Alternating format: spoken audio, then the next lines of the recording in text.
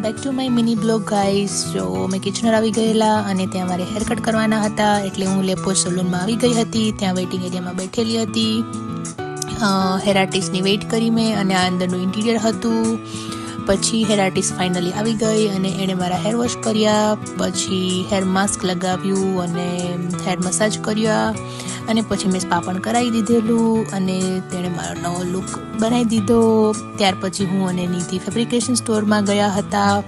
તો ત્યાં ઘણી બધી ઇન્ડિયન વસ્તુઓ જોયેલી, જેમ કે લેસ પટ્ટી, ડિફરન્ટ કાઇન્ડ ઓફ સતારીવાળી, ડિફરન્ટ બધી હતી. અને ત્યાંથી પછી પેટને ઠંડુ કરવા માટે ફેબી મોલ આવેલા, ત્યાં અમને ક્યુટ લેડી મળી ગઈ હતી. અને નિધિએ ક્રીમની બદલે શાવર જેલ હાથ પર લગાવી દીધેલું. પછી ત્યાંથી અમે ઇન્ડિયન સ્ટોર ગયેલા ધાણા મરચી લેવા માટે, કેમ કે સાંજે બનાવવાની હતી બધાની ફેવરેટ પાણીપુરી. તો ઓફકોર્સ પાણી તો મારે જ બનાવવાનું હતું, સ્પાઇસી પાણીપુરી. પછી પાણી બનાવીને ખોલીએ ખબર નહીં શું કમેન્ટ કરી, એટલે બધા હસીને બઠ્ઠા પડી ગયેલા.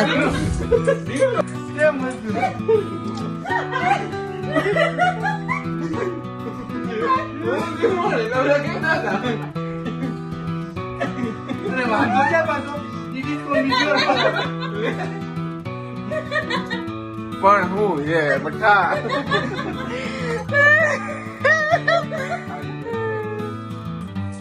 અને પછી પાણીપુરી તો પચાવવી જ પડે, એટલે પાણીપુરી ખાઈને સાંજે અમે મૂવી જોવા ગયા હતા. મૂવી અમે જોયેલું હતું વોર 2, અને પછી ડે 2 થઈ ગયેલો. તો ત્યારે અમે નાયગ્રા જવાના હતા. નાયગ્રા એટલે કે કેનેડાની બ્યુટી. પણ નાયગ્રા પહોંચતા જ બધાએ હોલ્ટ લીધેલો, અને પછી બધા વોક કરી રહ્યા હતા નાયગ્રાની ગલીઓમાં. નાયગ્રા ફોલ તરફ જઈ રહ્યા હતા. અને પછી બતાવું અમારા ગોલીભાઈને, જે કેમેરાની સામે આવતા શરમાતો હતો. અને હું અને બંસ થોડું વોક કરીને આગળ પહોંચ્યા. તે પછી એક ફ્રેમ હતી, તે બધાએ ફોટોશૂટ કર્યું. ગોલીભાઈ કે મારી કેપ પહેરીને ફોટોશૂટ કરાવ્યું. અને પછી તમે નાયગ્રા ફોલ્સ જોઈ શકો છો. કેનેડાની બ્યુટી એટલે કે નાયગ્રા ફોલ્સ બહુ જ બ્યુટીફુલ ફોલ્સ હતો.